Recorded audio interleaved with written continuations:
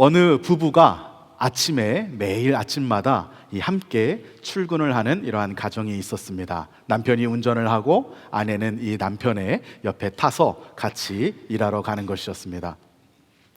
그런데 어느 날부터 이 아내가 세세한 것, 별것 아니지만 이 세세한 것들을 자주 잃어버리기 시작했습니다. 어떤 것을 했는지 안 했는지 까먹는 것이죠. 하루는 집을 나서서 또 직장을 향해서 가고 있는데 이 아내가 갑자기 남편에게 말했습니다. 여보, 나 다리미를 안 끄고 온 것 같아요. 그래서 이 남편이 어떻게 하겠습니까? 이 다리미를 안 끄고 나왔다면 큰일이 날 수도 있으니까 다시 차를 돌려서 집으로 갔습니다. 집에 가서 딱 확인해 봤더니 다리미가 꺼져 있었을까요? 켜져 있었을까요? 네, 꺼져 있었습니다. 항상 그렇죠. 그리고 나서 며칠이 지났습니다. 또 이 아내와 함께 직장을 향해서 가고 있는데 그 바쁜 아침 시간에 아내가 또 이야기하는 겁니다. 여보, 나 오늘도 다리미를 안 끈 것 같아. 그래서 남편이 화가 났지만 어떻게 하겠어요? 사랑하는 아내한테 화를 낼 수는 없으니 다시 차를 돌려서 집으로 갔습니다. 집에 가서 딱 봤더니 오늘도 이 다리미는 꺼져 있었을까요? 켜져 있었을까요? 꺼져 있었습니다. 화가 났지만 참았습니다. 그리고 나서 며칠이 지났어요. 또 이렇게 직장을 가고 있는데 아내가 또 그러는 겁니다. 여보, 나 다리미 껐나? 정말 미안해. 이렇게 이야기를 하는 겁니다. 이번에는 너무 화가 난 남편이 차를 옆에다가 딱 세웠습니다. 그리고 차에서 내려서 트렁크로 갔습니다. 트렁크를 딱 열고서는 다리미를 딱 꺼내서 아내에게 보여주며 얘기했습니다. 여기 있다 다리미 라고 이렇게 이야기했던 것이죠. 이 이야기를 들으시면서 많은 분들이 웃으시는 거 보니까 비슷한 경험이 많이 있으신 것 같습니다. 저도 집을 나갈 때 항상 꼼꼼하게 이렇게 챙기는 편인데 간혹 이렇게 까먹을 때가 있습니다. 내가 확인했나? 이런 생각이 들면은 너무나 불안해서 꼭 가가지고 다시 확인해야 되고, 차고 문도 닫았나? 내가 열어놓고 그냥 온 것은 아닌가 해서 다시 차를 돌려서 집 앞에 가서 보고 이렇게 닫은 것을 확인하고 올 때가 많습니다. 무엇인가를 기억하지 못해서 어려웠던 경험이 있으신 적이 있습니까? 혹은 반대로 무언가를 잊어버려서가 아니고 어떤 것을 꼭 잊어버리고 싶은데 잊어버리지 못해서 어려운 경험을 하신 적이 있습니까? 아마 사람마다 정도의 차이는 있겠지만 모두가 다 그런 경험이 있을 것 같아요. 잊어버리지 않았으면 좋겠는 것, 꼭 기억했으면 좋겠는 것을 잊어버려서 어려웠던 적도 있고, 또 이것은 좀 기억하지 않았으면 좋겠는데 이것은 그냥 내 기억에서 사라져버렸으면 좋겠는데 문득문득 그 기억이 다시 살아나서 어려움을 가질 때도 있습니다. 우리가 무언가를 잘 기억하는 것도 중요하지만 또 잊어버려야 할 것을 잘 잊어버리는 것도 굉장히 중요합니다. 왜냐하면 잊어버려야 할 것을 잘 잊을 때 그때 또 중요한 것을 잘 기억할 수 있기 때문입니다. 우리의 뇌는 중요한 것을 잘 기억하도록 하기 위해서 어떤 메커니즘 속에서 중요하지 않은 것, 우리에게 좋지 않은 기억들은 금방 잊어버리게 만드는 그러한 메커니즘을 가지고 있다고 합니다. 사람들이 보고 경험하고 듣는 것을 모두 다 기억할 수 있다고 한다면, 그것을 잊어버리지 않고 세세하게 다 머릿속에서 생생하게 기억할 수 있는 그러한 엄청난 기억력을 가지고 있다면 그 사람의 삶은 행복할까요? 그 사람의 삶은 그렇게 행복하지 않을 것 같습니다. 왜냐하면 우리의 기억 속에는 좋은 기억만이 아니라, 꼭 필요한 기억만이 아니라 부끄러운 경험, 슬픈 경험, 좋지 않은 이러한 기억들이 많이 있기 때문입니다. 그러한 기억들은 우리가 떠올리지 않는 것, 우리가 잊어버리는 것이 훨씬 더 도움이 될 것입니다. 좋지 않은 경험, 내가 잊어버려야만 하는 그러한 좋지 않은 경험을 잊지 못하고 너무나 잘 기억하는 병이 있습니다. 그 병의 이름을 PTSD라고 이렇게 부른다고 합니다. 우리말로는 외상 후 스트레스 장애라고 하는 병입니다. 이 병의 정의가 무엇이냐면, 전쟁이나 고문, 재해, 사고 등의 심각한 사건을 경험하고 나서 그 사건에 대해서 공포심을 가지는데 시간이 오래 지나고 나서도 이 사건에 대한 공포심을 잊어버리지 못하고 생생하게 떠올리면서 계속해서 그 고통을 느끼는 병, 이것을 두고서 바로 PTSD, 외상 후 스트레스 장애라고 부른다고 합니다. 이러한 내용을 살펴보면서 저는 그런 생각이 들었습니다. 우리가 건강하게 살기 위해서는 잘 기억해야 되는 것도 중요하지만 또 잊어야 되는 것을 잘 잊어버리는 것도 중요하구나. 우리의 육체적인 건강뿐만이 아니라 우리의 신앙생활도 사실 마찬가지입니다. 우리가 건강한 신앙생활을 하기 위해서는 잊지 않고 기억해야 할 것도 있지만 또 기억하지 않고 잊어버려야 하는 것도 있습니다. 기억해야 할 것을 잘 기억하고 잊어버려야 할 것을 잘 잊어버리는 것이 바로 하나님의 뜻을 이루는, 하나님의 형통을 이루는 그 삶에 시작하는 비결이기 때문입니다.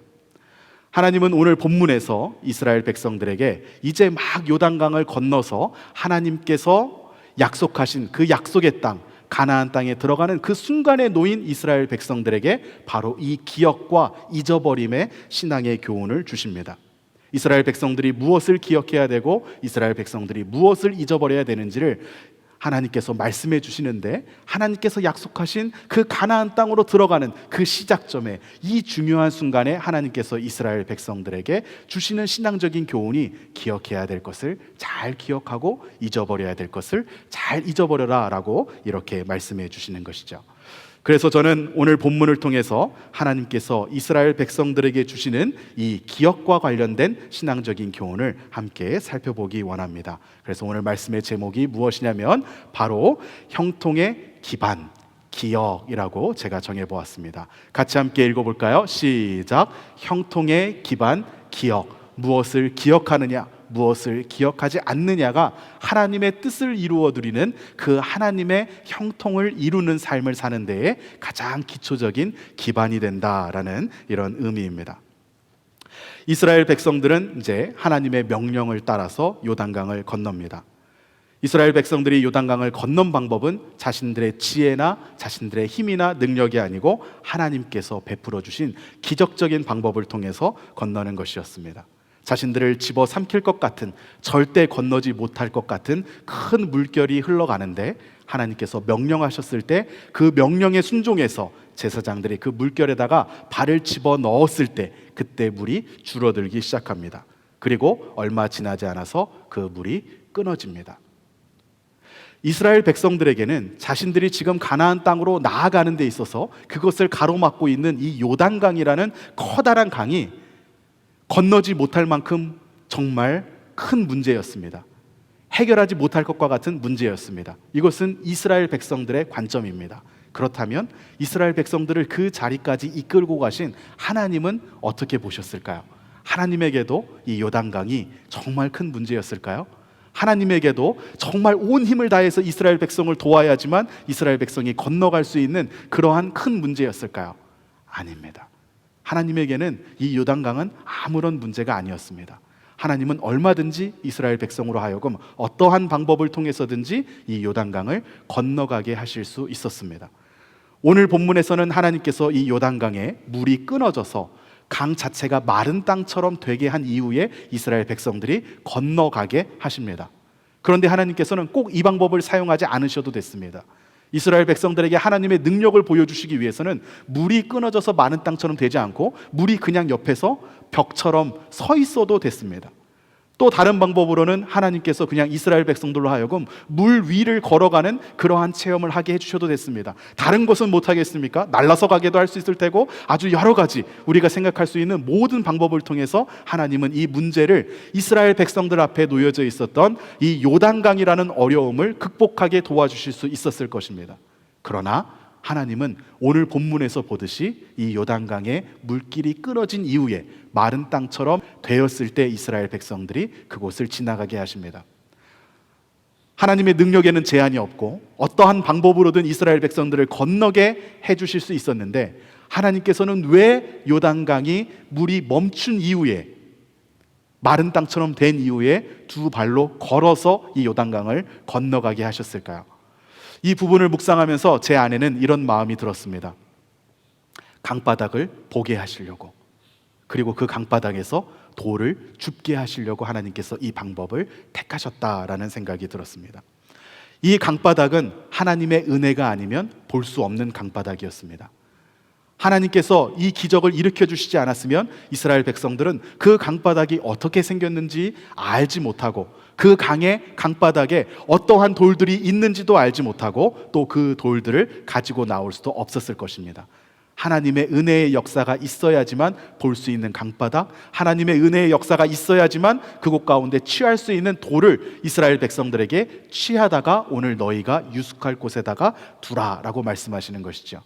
하나님의 은혜가 아니면 취할 수 없는 돌을 취하다가 유숙할 곳에 두라라고 하나님께서 이렇게 명령하신 이유는 무엇입니까? 그 돌을 보면서 하나님께서 너희들에게 베풀어 주신 그 은혜를 계속해서 기억하라라는 것이었습니다.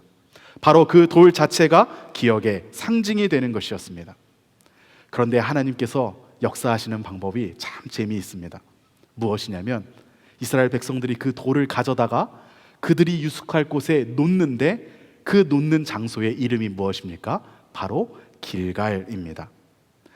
이 기억의 돌을 놓는 장소가 길갈이었다는 것이죠. 기억의 돌을 놓고 계속해서 기억하는 그 장소였던 이 길갈이라는 것이, 길갈이라는 장소가 어떠한 의미가 있는지, 이 길갈과 관련해서 우리가 얻을 수 있는 신앙적인 교훈은 무엇인지를 우리 두 가지 차원에서 함께 살펴보면서 은혜를 나누고자 합니다.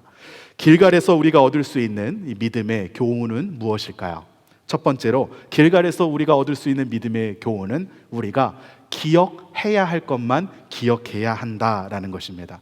기억해야 할 것만 기억해야 한다. 하나님은 이스라엘 백성들이 자신들에게 베풀어 주셨던 그 하나님의 은혜를 잘 기억하고 있기를 원하셨습니다.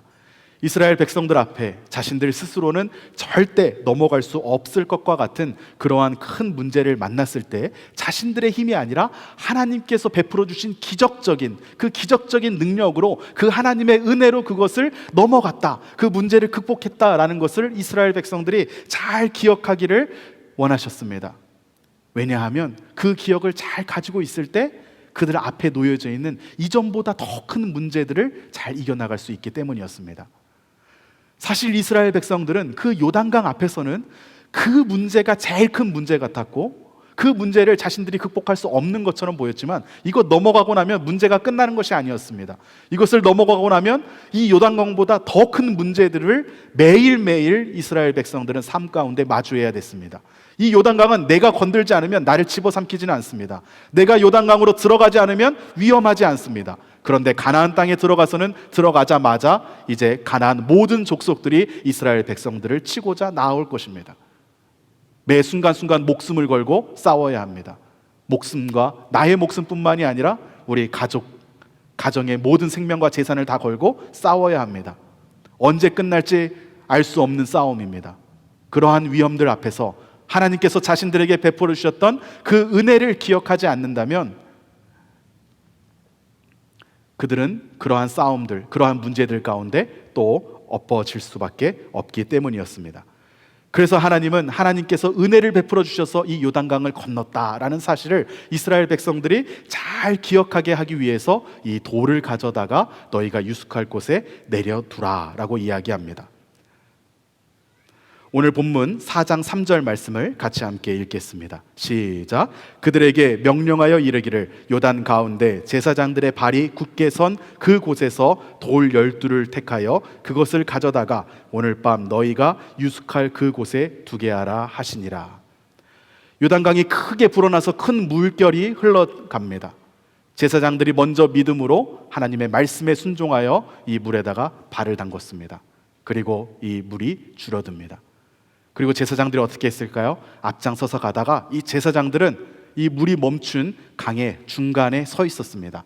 모든 이스라엘 백성들이 다 지나는 동안 하나님의 역사가 일어나는 바로 그 자리에 서서 기다렸습니다. 몇 시간이 됐을지는 모르겠습니다. 아마 꽤 오랜 시간이 걸렸을 것입니다.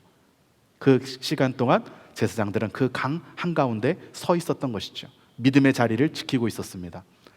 그때 하나님께서 이스라엘 백성들에게 명령하신 것은 그 제사장들이 선 그곳, 그 강바닥에서 돌들을 택하여서 취해라. 그리고서는 너희가 유숙할 곳에 두어라 라고 말씀하십니다.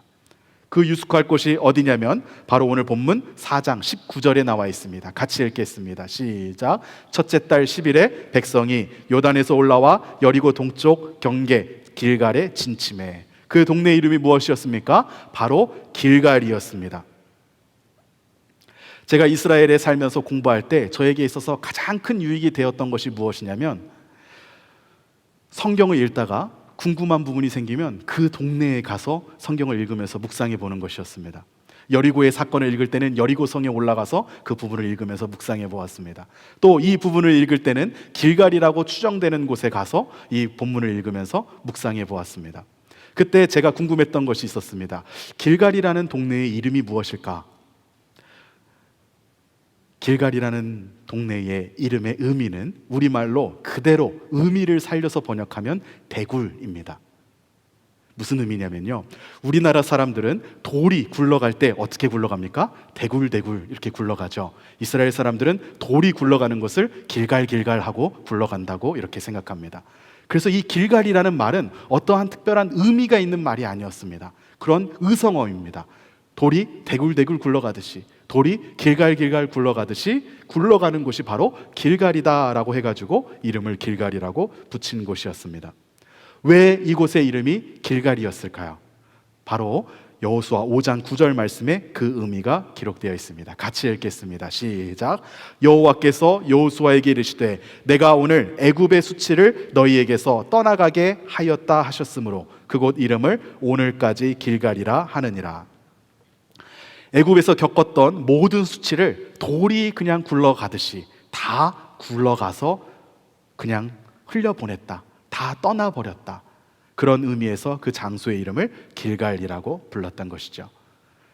그래서 하나님은 이러한 의미를 가진 길갈, 애굽의 수치를 다 잊어버린 것을 잊어버리라고 하시면서 그것을 기념하는 그 장소인 그 길갈에다가 하나님의 은혜를 기억하는 은혜의 돌을 세우라고 말씀하시는 것입니다. 이제 하나님께서 주신 약속의 땅, 하나님께서 주신 그 약속의 땅에 들어가서 하나님의 은혜를 누리는 삶을 살아가는데 그 시작점에서 하나님께서 말씀하시는 것이 무엇입니까? 수치스러운 기억들을 다 잊어버려라, 그리고 하나님께서 베푸셨던 그 은혜만을 기억해라 라고 말씀하시는 것이죠.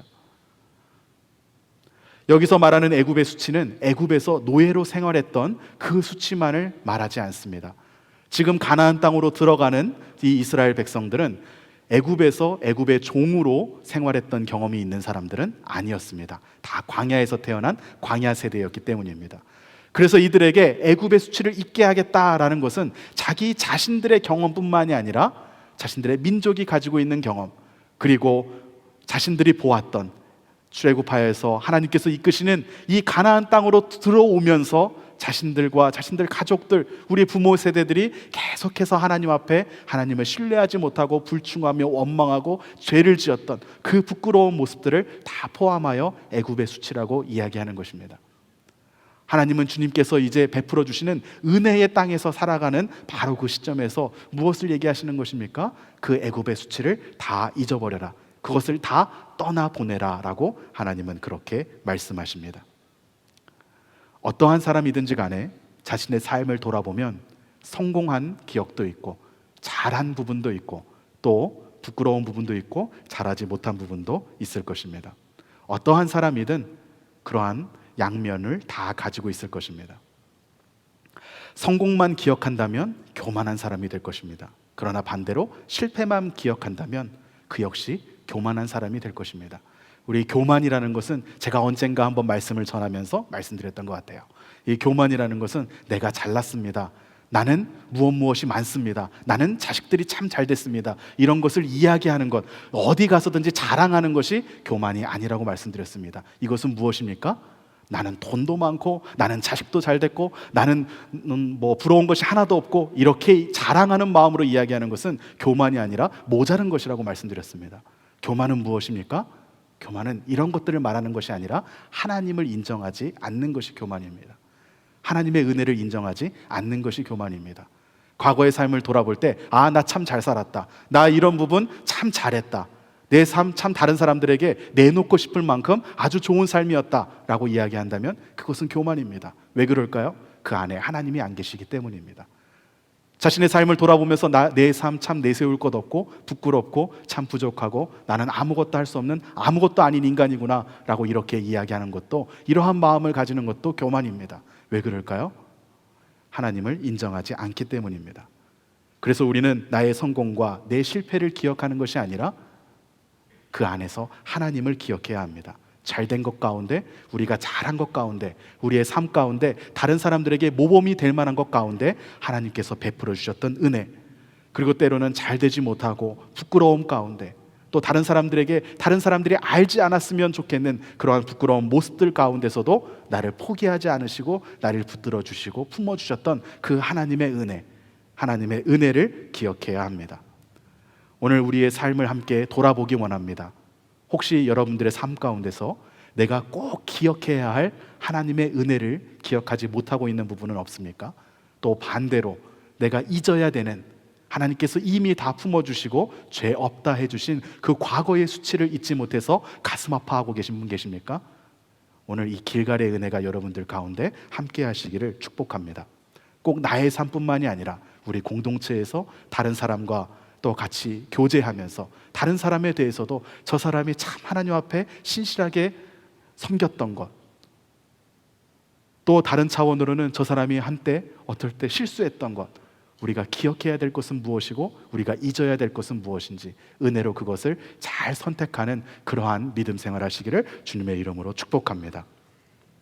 길갈에서 얻을 수 있는 우리 믿음의 교훈은 무엇일까요? 두 번째로 우리가 길갈에서 얻을 수 있는 믿음의 교훈은 바로 내가 기억할 수 있는 은혜를 매일 되새겨야 한다라는 것입니다. 우리가가 아니라 내가 기억할 수 있는 은혜를 매일 되새겨야 한다라는 것이죠. 하나님은 이스라엘 백성들에게 하나님께서 베풀어 주신 그 은혜를 잘 기억하도록 하기 위해서 돌을 취하라고 명령하십니다.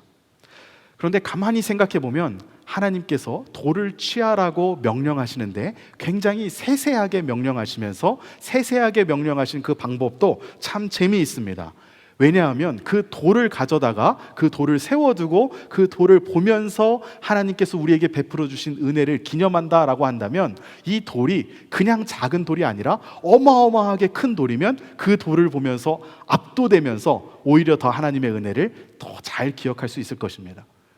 그러한 큰 돌이 강바닥에 없었다, 그러한 큰 돌을 운반해 오기가 힘들었다라고 한다면 지파별로 대표로 한 사람만 뽑는 것이 아니라 그 강을 건너는 이스라엘 모든 사람들이 돌 하나씩 들고 와서 한 곳에다 쌓아라, 그러면 아마 피라미드보다 훨씬 더 높은 그러한 구조물이 만들어졌을지도 모르겠습니다.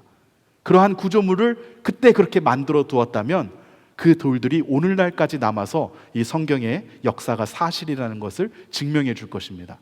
더 좋은 방법 아니겠습니까? 하나님의 은혜, 하나님께서 베풀어 주셨던 기적을 기억하는 데 있어서 더 좋은 방법은 이러한 방법이었을 것입니다. 그런데 하나님은 이렇게 명령하지 않으시죠. 하나님께서 어떻게 말씀하십니까? 오늘 본문 4장 2절 말씀에 보면 이렇게 말씀하십니다. 백성의 각 지파에 한 사람씩 12사람을 택하고, 지파에서 대표하는 한 사람씩 12명을 택해서 이 12명이 돌을 하나씩 집어서 들고 오라는 것이죠. 자기가 들 수 있는 돌을 들어서 가지고 오라라고 이야기하는 것입니다. 하나님께서 이 명령을 하실 때 어떤 돌이었느냐는 중요하지 않았습니다. 큰 돌이었으면 그것을 보고 오히려 이스라엘 백성들, 그 이후의 후손들은 오히려 우상 숭배에 빠질 수도 있었습니다. 돌은 큰 돌이든 작은 것이든 하나님에게는 중요하지 않았습니다. 중요한 것은 그 돌을 보면서 그 은혜를 기억하고자 하는 이스라엘 백성들의 마음이었던 것이죠.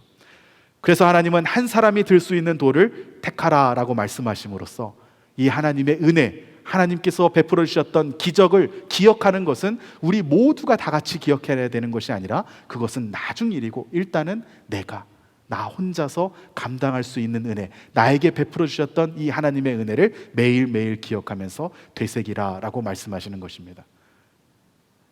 나는 기억하지 않아도 우리가 다 같이 기억하겠다라고 마음을 먹으면 어느 순간부터는 그 우리에서 나는 빠집니다. 나는 거기에 대한 책임을 조금씩 약하게 가지면서 나중에는 잊어버리게 되어버리는 것이죠. 그래서 하나님께서는 말씀하시기를 개인이 들 수 있는 그 돌을 가져다가 세우라고 말씀하십니다. 이스라엘 백성들은 이 돌을 세워두고 매일매일 하나님께서 자신들에게 베풀어 주신 그 은혜를 되새겼습니다. 그것을 어디에서 알 수 있냐면 이스라엘 백성들이 이 돌을 세웠던 그 길갈이 가나안 정복 전쟁을 다 마칠 때까지 이스라엘 백성들의 베이스 캠프가 되기 때문입니다. 이 길갈이라는 곳은 어떠한 곳이었을까요? 정확히 오늘날 고고학자들은 이 길갈이 어디인지 확실히 알지 못합니다. 왜 그럴까요? 왜냐하면 여기다가 건물을 짓지 않았기 때문입니다. 지금 이스라엘 백성들도 요단강에서 올라와서 이 길갈이라는 곳에 진을 치기 위해서 싸워서 전에 있던 사람들을 몰아낸 것이 아니었습니다. 이 길갈은 사람이 살지 않는 곳이었고 그냥 노지였습니다. 아무 주인도 없는 곳이었고 그저 앞에 여리고가 있으면 그 여리고의 경계라고 불리우는 곳이었습니다. 그곳 가운데 아무런 자신들을 방어할 것이 없음에도 불구하고 이스라엘 백성들은 그 자리에다가 장막을 치고 그곳을 베이스 캠프로 삼습니다. 언제 어느 방향에서 적이 쳐들어오면 몰살을 당할 수도 있는 그러한 상황이었습니다. 그럼에도 불구하고 이스라엘 백성들은 두려워하거나 무서워하지 않습니다. 왜 그렇습니까? 지금 방금 하나님께서 요단강을 건너오게 하셨는데, 그 기적을 베풀어 주셔서 요단강을 건너오게 하셨는데 무엇이 두렵겠습니까? 그래서 이스라엘 백성들은 전혀 두려워하지 않고 아무런 방어막이 없는 곳에다가 아무런 벽도 세우지 않고 그저 하나님께서 은혜를 베풀어 주셨던 그것을 기념하는 돌 12개만을 세우고 그곳을 베이스 캠프로 삼습니다. 나중에 여리고로 가서 여리고를 함락합니다. 여리고는 훨씬 더 좋은 곳이었습니다. 물도 있는 곳이었고 그곳을 베이스 캠프로 삼는다면 훨씬 더 안전하게 자신들이 나가서 전투를 할 수 있을 것이었습니다. 그런데 이스라엘 백성들이 어떻게 합니까? 여리고를 점령하고 나서는 다시 길갈로 돌아옵니다. 왜 그렇게 했을까요? 그 길갈에는 하나님의 은혜를 상징하는 돌이 있었기 때문이었습니다. 길갈로 와서 그 돌을 보면서 하나님께서 자신들에게 베풀어 주셨던 그 은혜를 매일매일 되새겼습니다. 여리고를 정복한 이후에는 어디로 갑니까? 아이성으로 갑니다. 오늘날 고고학자들은 이 아이성이 밀리터리 포스트로 기능했을 것이다 라고 이렇게 생각합니다. 베델이라는 큰 동네를 방어하기 위한 군사적인 요새였을 것으로 생각하는 것이죠. 그래서 작은 성이었을 것이다. 그렇지만 군사적으로는 정말 점령하기 힘든 아주 천의 요새의 조건을 다 가지고 있었다라고 이렇게 생각합니다. 이스라엘 백성들이 아이성을 빼앗은 다음에도 그쪽으로 옮겨가지 않았습니다. 군사적으로는 훨씬 더 방어하기 좋은 요건일지라도 그곳에서는 하나님의 은혜를 되새기면서 기억할 수가 없었기 때문입니다. 그래서 이스라엘 백성들은 아이성을 빼앗은 다음에도 다시 길갈로 내려옵니다.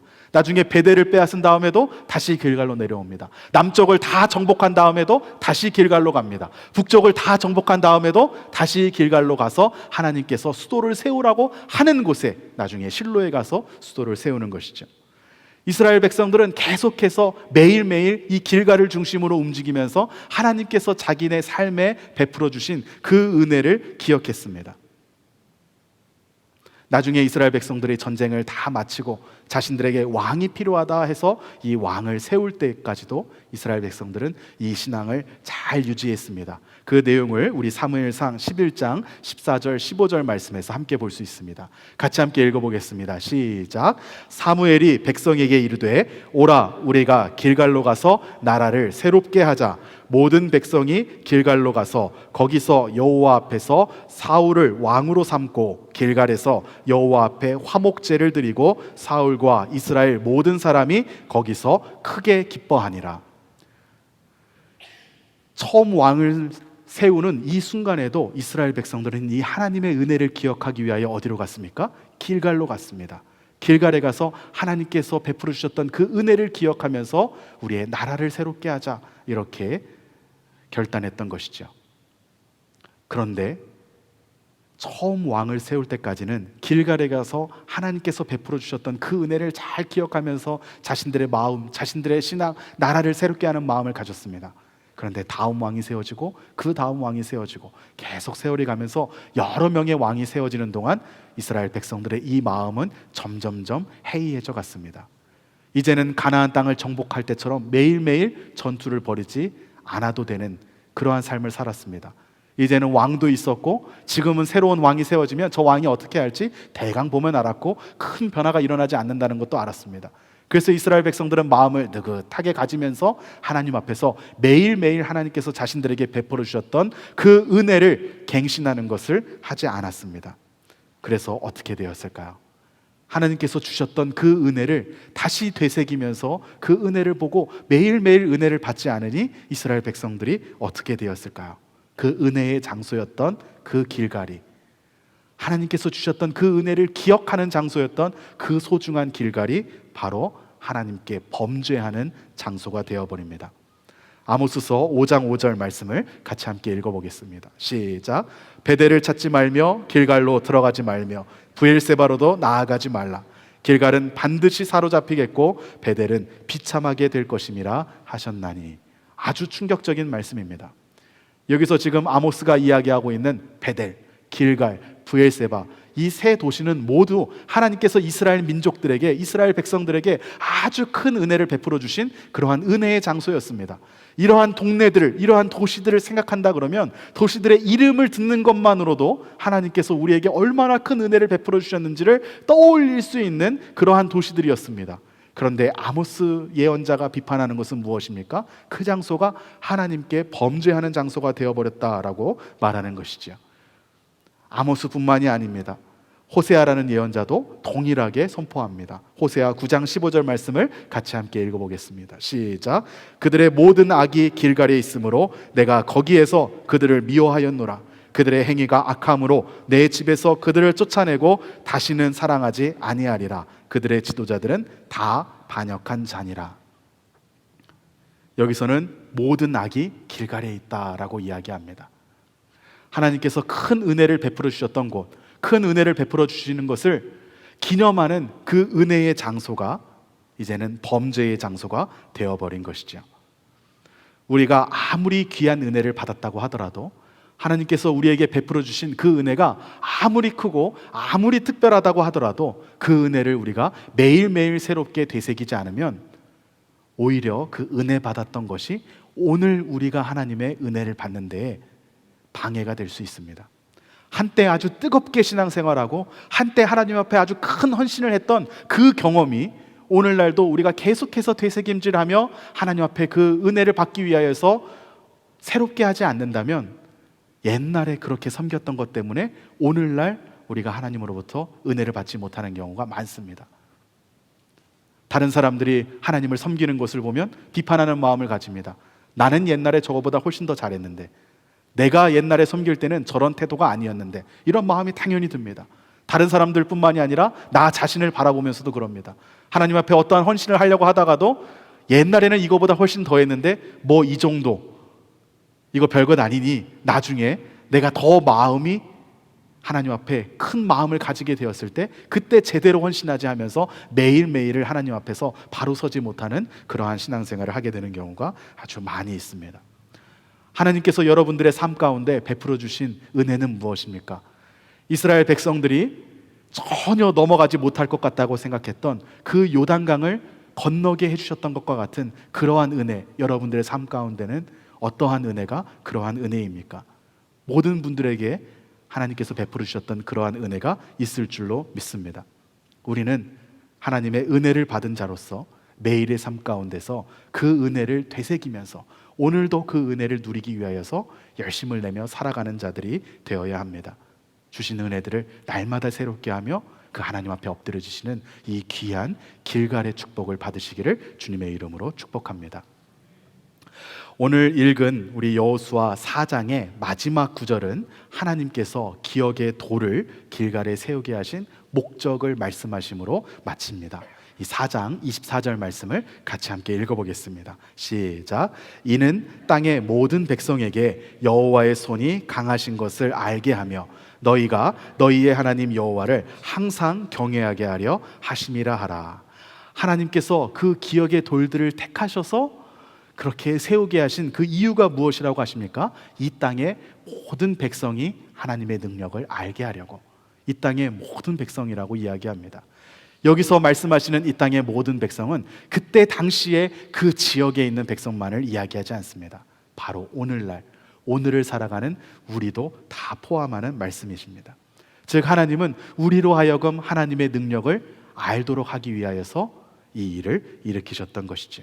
오늘 반주해 주시는 동안에 우리의 마음을 하나님 앞에 정돈하고 이렇게 결단했으면 좋겠습니다. 이런 결단을 하나님 앞에 올려드렸으면 좋겠습니다. 하나님, 주님께서 길갈에서 베풀어 주신 그 은혜를 우리의 삶 가운데서도 누릴 수 있도록 축복하여 주시옵소서. 우리가 기억해야 될 것은 기억하고 기억하지 않아야 될 부끄러운 수치, 또 우리 마음 가운데 있는 어려움들, 이런 것들은 다 은혜로 흘려보낼 수 있는 그러한 믿음을 허락하여 주시옵소서. 그리고 또 내가 스스로 기억할 수 있는 하나님의 은혜를 우리 매일의 삶 가운데서 되새김으로써 하나님께서 주시는 그 은혜를 떠나지 않도록 하나님 축복하여 주시옵소서. 이 마음을 가지고 우리 찬송할 때에 하나님의 은혜가 빈들의 마른 풀같이 그러한 빈들의 마른 풀에다가 빗물을 내려주듯이 하나님 부어주시옵소서. 이 마음을 가지고 우리 같이 하나님 앞에 고백하시겠습니다.